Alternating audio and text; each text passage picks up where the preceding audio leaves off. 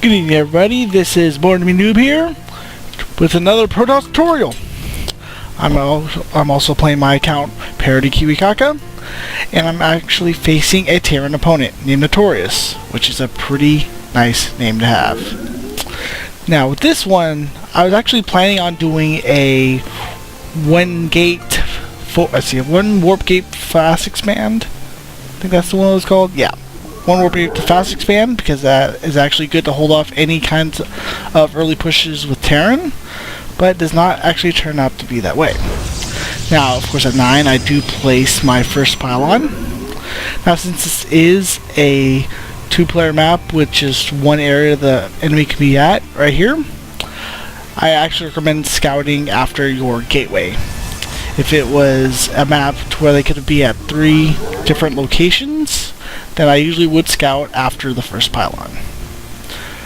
But like I said, I'm going to be going to the 13 gateway, and then I'm going to be scouting his base. Okay, so here I go. Put my gateway down, and I am going to be going to scout. Okay, probe just making his way along down the long line map.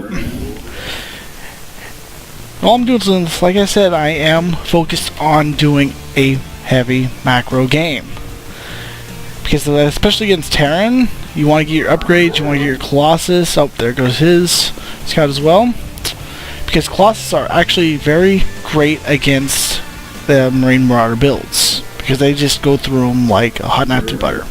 Now you can see through my scouting path, I am just making one weird type of circle around his whole base, which is actually recommended to do because you can scout out, okay, are they going to be having some gas? You can see their structures, how the layout's going to be. I can see he's not walling up, so he's not trying to hide anything.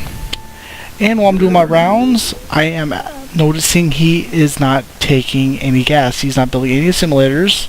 He does get his first Marine out, and he does end up killing my probe. And of course, I do build my 7x score at 17. So since I do scout that he does not have early gas, I transition.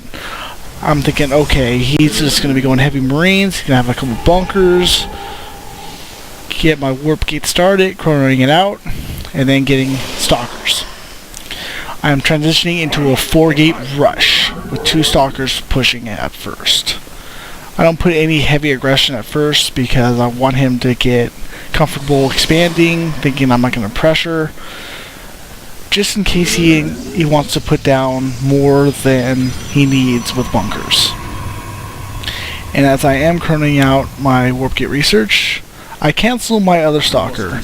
I want to be able to have my 2nd, 3rd, and 4th gateway at a perfect timing push, especially once your warp gate reaches a little over half. You want to at least get started on 2 of them, save it for your 3rd. So as that's finishing, let's see, at the 3/4 mark, I do build another Stalker. I'm sending my Stalker, Zealot out, and also my probe for a proxy pylon. Now, it's good to have the proxy pylon near their expansion. You don't want to have too close. You want them to scout it out too early, or else they will push and you will most likely not succeed. So I'm pushing out with that probe. I'm still waiting for my warp gate research to be done. And right when warp gate research finishes, my 2nd, 3rd, and 4th gateway finish right after. And also, I am building my proxy pylon right at the same time, so it's going to be a perfect timing push for the warp gate. And because of the supply, I want to build a 2nd pylon so my 2nd wave of units can come in with no delay. I do warp in for more Stalkers. I just go to take a little peek at what he has, and of course, he has 2 bunkers. I can only assume he has an expansion right here.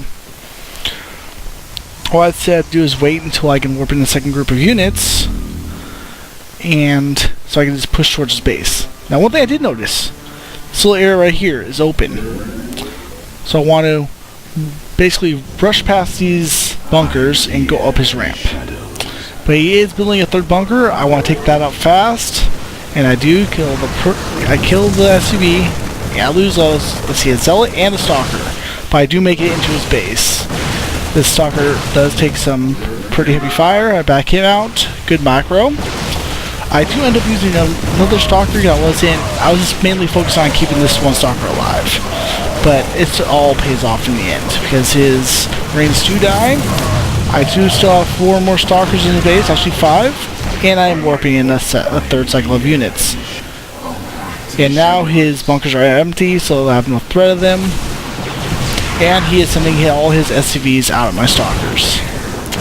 Now I do see his other 3 Marines coming in, so I send in my other 2 Zealots to pretty much wipe them out. He does stop the GG and loses the game.